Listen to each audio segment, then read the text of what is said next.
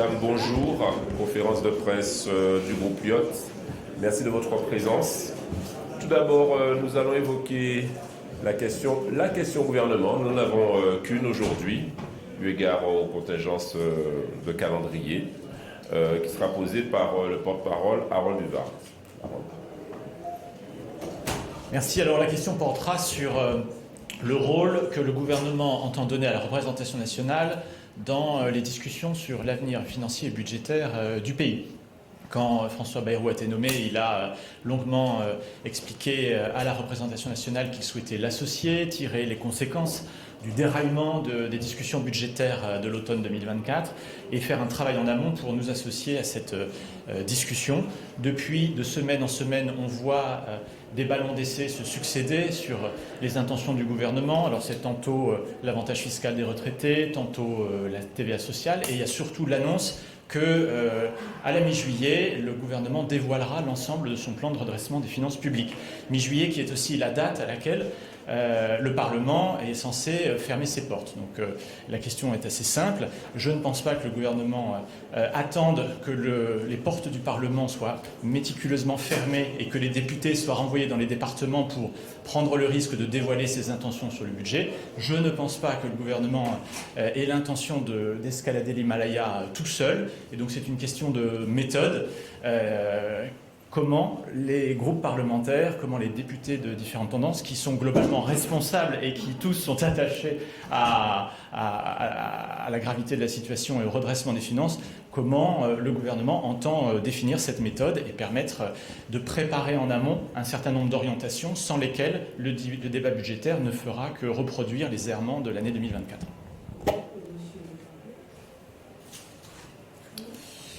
Merci Harold. Ensuite, vous vous souvenez, le groupe Lyot avait pris ses responsabilités il y a 3 semaines en posant au Premier ministre, par l'intermédiaire de notre président Laurent Panifous, une question sur l'abrogation du Code noir.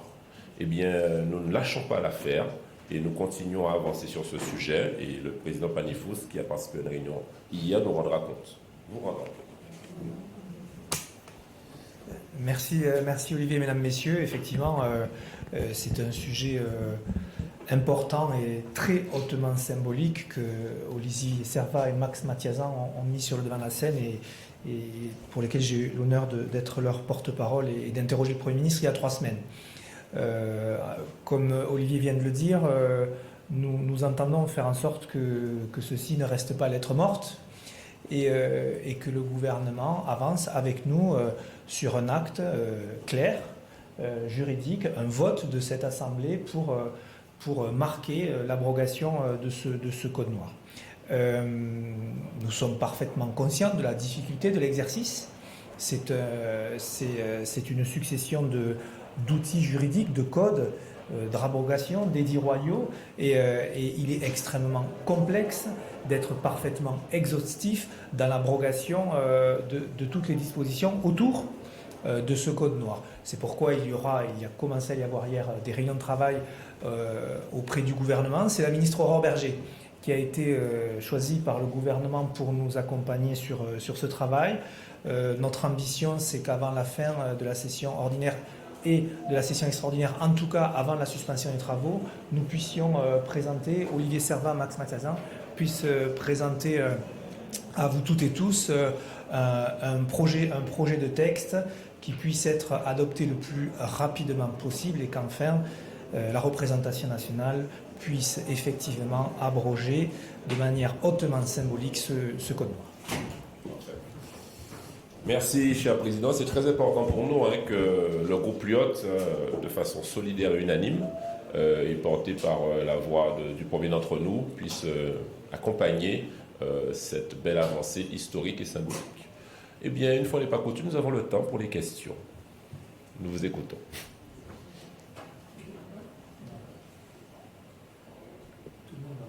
Oui. Bonjour, l'Humanité. Le groupe GDR va présenter une proposition de résolution visant à l'abrogation de la réforme des retraites jeudi. Quelle va être la position du groupe Lyot sur le sujet?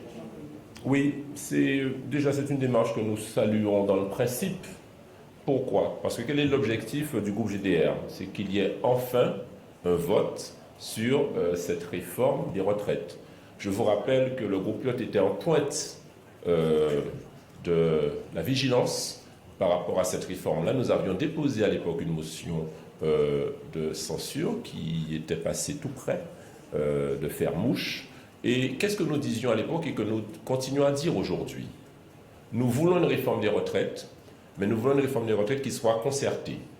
Il y a deux éléments dans la PPR de GDR. Il y a la mesure d'âge et il y a la révision du nombre de trimestres. Nous sommes d'accord sur le principe avec la mesure d'âge.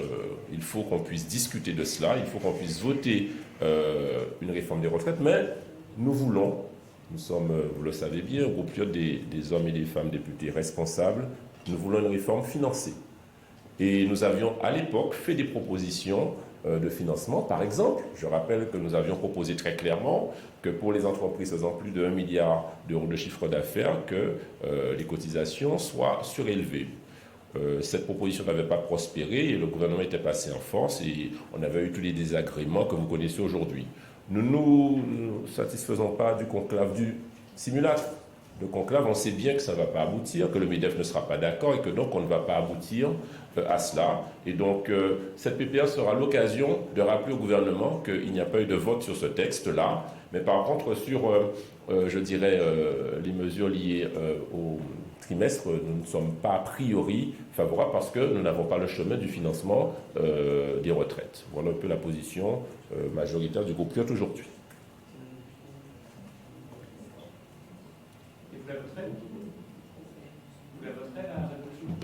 Du coup, ça dépend de comment il va évoluer, parce que comme il y a deux éléments, dont un qui ne nous conviennent pas, donc on attend les discussions parlementaires.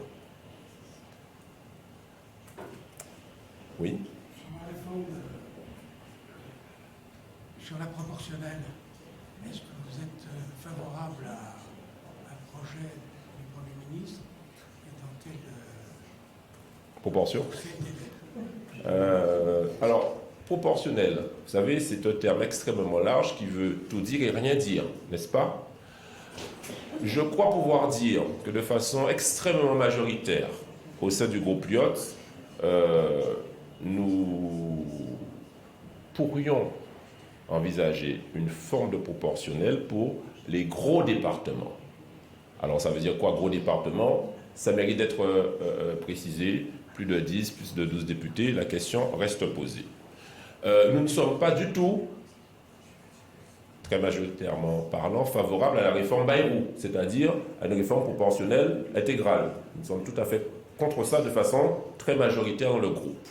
Une fois qu'on a dit ça, je pense que le président Padefous pourra préciser la pensée du groupe. Merci Olivier. Je prends la balle. Moi, c'est plutôt le rugby.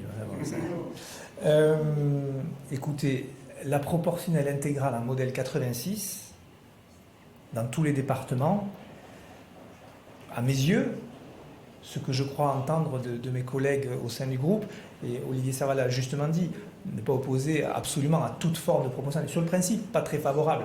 Mais bien sûr qu'il peut y avoir un mode proportionnel dans des départements où il y a beaucoup de députés, c'est entendable. Dans des départements plus modestes, où il y a une relation à la circonscription qui est quand même très très forte, et je crois qu'il est important que les députés que nous sommes dans ces circonscriptions puissent représenter ces territoires à l'Assemblée. Nous sommes élus de la nation, mais enfin nous sommes quand même les représentants aussi d'un territoire. Nous sommes élus sur un territoire. Et si la proposition que tout le monde commence à comprendre et entendre du Premier ministre est de faire effectivement une proportionnelle dans tous les départements de France, modèle 86, alors très défavorable.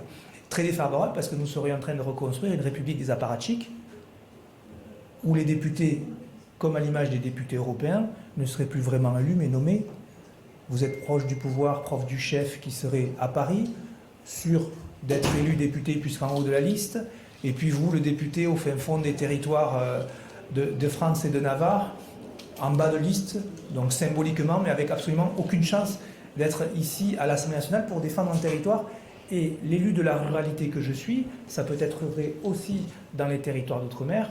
Moi, si je suis sûr d'une chose depuis que je suis député et que je travaille dans cette maison, c'est que ces territoires parfois éloignés de la région parisienne, qu'ils soient dans l'Hexagone ou en outre-mer, ont cruellement besoin de députés qui défendent ardemment leur territoire.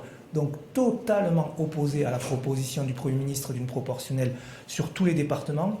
Hors de question que nous reconstruisions une république des apparatchiks où les chefs de parti décident qui est nommé député ou qui n'est pas, un petit peu à l'image des députés européens. Je pense que j'étais assez clair.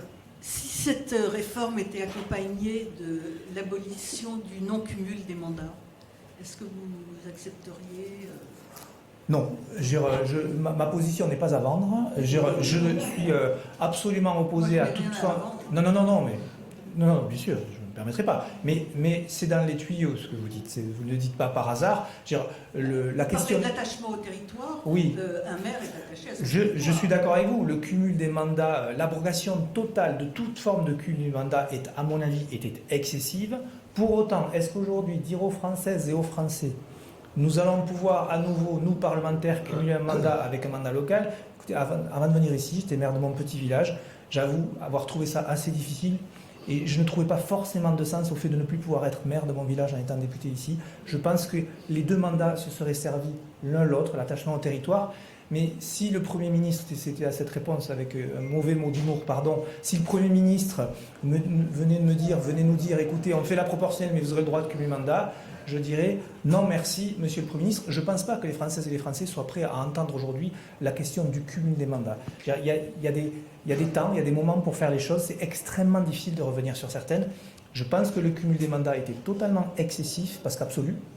Et je pense qu'il va être assez difficile d'y revenir. À titre personnel, est-ce qu'on peut être député et maire d'un village? Je pense que oui. Je pense que ça servirait les deux mandats. Est-ce qu'on peut présenter ça aux Françaises et aux Français aujourd'hui? Je suis moins convaincu. Et puis il y a un sujet de crédibilité. Il y a un côté baroque à l'idée qu'un Premier ministre puisse faire adopter une loi électorale avec le soutien de ses principaux opposants, LFI et RN, contre ceux qui le soutiennent, donc moins 3 des 4 groupes qui le soutiennent. On n'a jamais vu ça politiquement. Et l'idée de faire dans un même projet de loi adopter donc un texte par des oppositions tout en ayant à l'intérieur une disposition sur le cumul des mandats qui, elle, serait rejetée par ceux qui vont voter la proportionnelle, mais acceptée par ceux qui s'y opposent, mais qui soutiennent le gouvernement, là, il y a quelque chose que dans l'histoire parlementaire, on a dû voir... Enfin, on peut prendre les députés pour des idiots, mais à ce point, il y a quelque chose qui relève du sublime. Pardon ? On fait bien adopter des textes en commençant par les rejeter. Oui, alors aujourd'hui... adopter les textes en les rejetant, ça c'est le syndrome de cette législature qui va finir comme la flotte de Toulon par l'idée que le sabordage est la seule issue. Mais là, il y a autre chose. Il y a l'idée qu'on ne peut pas, dans un même texte, faire adopter par des coalitions différentes des dispositions qui sont contraires, puisque à la fin, la règle, c'est que dans cet hémicycle, le texte est toujours rejeté, puisque tout le monde trouve un motif de le rejeter dans la liste des dispositions. Donc la perspective est séduisante, elle peut allécher des députés un peu simples d'esprit, mais je ne pense pas que ça tienne plusieurs heures de débat et que le procédé ne finisse pas par montrer la corde assez rapidement. J'ai peut-être pas été attentif, mais j'ai pas très bien compris si vous avez fait un bilan dans le groupe, si tout le monde est aligné avec votre... En gros, pour donner les noms, à part Charles de Courson, tout le monde est contre. D'accord. Et pas modérément contre. Et Charles de Courson n'est pas pour la proportionnelle au Premier ministre, dans les grands départements. Donc, la proportionnelle version Premier ministre, la proportionnelle version Premier ministre, celle qui semble être celle du Premier ministre, modèle 86, tout le monde y est opposé dans le groupe. Absolument opposé. En revanche, effectivement, Charles et d'autres députés sont prêts à discuter d'une proportionnelle sur les gros départements, dans des grands départements au-delà de 9, 10, 11. Il y a plein de propositions. La présidente de l'Assemblée a fait sa propre proposition. Sur ce modèle-là de proportionnel, certains députés sont prêts à discuter. Mais ce qu'on peut dire, c'est que globalement, le groupe Lyotte est assez opposé à cette idée et ne mélange pas la question de la proportionnelle à celle du cumul des mandats, qui sont deux sujets importants, mais qui les mettre l'un avec l'autre, je trouve que notre rapporteur était assez clair sur sa réponse. Typiquement, en Ariège, vous avez regardé, j'imagine que vous avez forcément anticipé ce que ça pourrait être... ma place serait député RN. 6. Donc voilà. Non seulement je suis contre, parce que je suis contre la République des apparatchiks, mais en plus, croyez-moi, je ne suis pas suicidaire. Vous auriez un député RN ou deux? Non, un. Non. Il y aurait une liste socialiste officielle et une liste socialiste dissidente, donc 2 élus.